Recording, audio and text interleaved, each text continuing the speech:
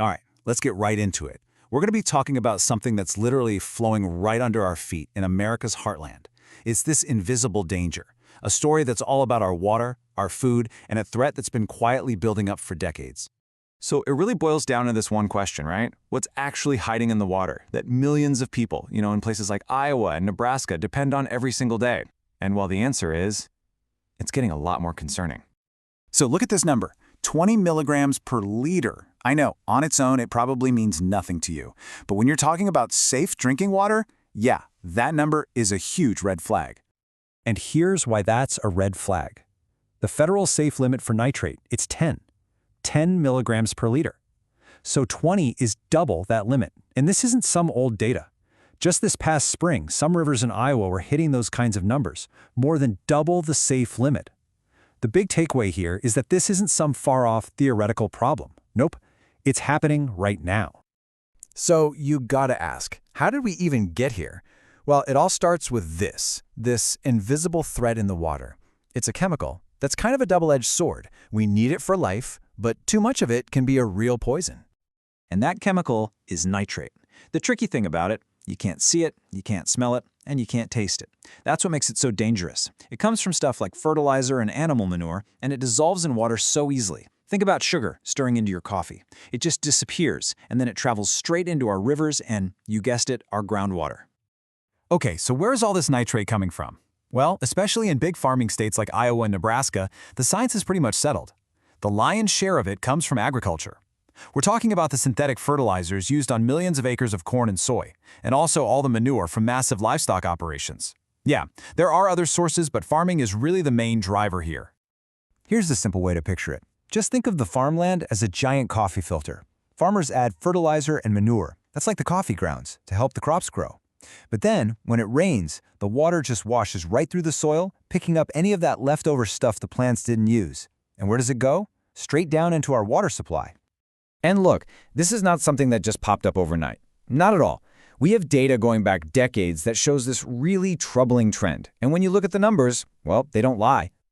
Let's take Iowa, for instance. The trend is crystal clear. If you look at the period between 2003 and 2017, the average nitrate level for hundreds of public water systems, we're talking systems that serve over 500,000 people, it jumped by almost 29%. Now, sure, the average is still technically below the legal limit, but look at the direction it's heading. You can't ignore that. And it's pretty much the same story over in Nebraska. They did this massive study, it lasted 4 decades, and it confirmed a significant rising trend, especially in the eastern part of the state where the farming is really intensive. So this isn't just some blip on the radar, it's more like a slow-motion crisis that we've been watching unfold for generations. Okay, so numbers on a chart are one thing. But what does all this actually mean for people? For their health, for their wallets, for the environment? Well, the consequences are very, very real. For a long time, the big thing everyone worried about was something called blue baby syndrome, a really serious condition for infants, though thankfully rare. But now, new science is showing us that the risks from long-term exposure are actually way broader than we thought. Yeah, recent studies are finding some really serious links between nitrate exposure and some major health problems. And get this, even at levels below the legal limit. We're talking increased risks of things like birth defects and certain cancers, like colorectal and thyroid cancer. What's even tougher is that these risks often hit vulnerable communities, low-income, rural families, the hardest. And then there's the cost. The financial cost is just staggering. When nitrate levels get too high in the river, a city like Des Moines has to turn on this massive, expensive treatment facility just to get the nitrate out. And the price tag for that? It can be up to $16,000 a day. And guess who ends up footing that bill? The residents. The damage doesn't just stop at the kitchen sink. All that nitrate running off the fields, it's like dumping super fertilizer into our rivers and lakes. That causes these toxic algae blooms that can kill fish and make beaches totally unsafe for swimming. And it all flows downstream. In fact, Iowa is the single biggest contributor to the nitrogen that creates that massive dead zone down in the Gulf of Mexico. All right, so you've got this problem that's been building for decades with some really serious consequences. So what are states like Iowa and Nebraska actually doing about it? Well, when you look for solutions, you find 2 pretty different playbooks. It's really a tale of 2 different strategies. On one hand, you have Iowa. Their approach is almost completely voluntary. They rely on offering farmers financial incentives to adopt conservation practices.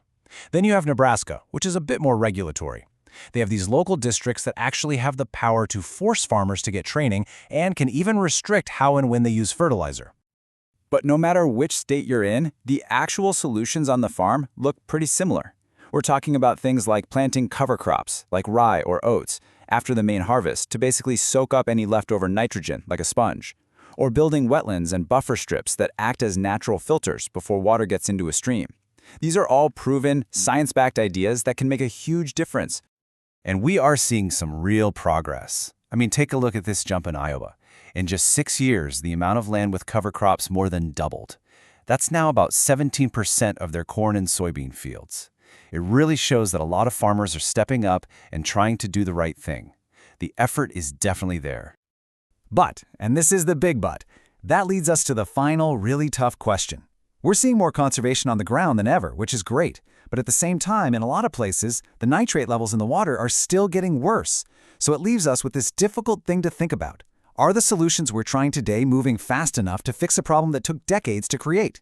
And what does that mean for the future of our water?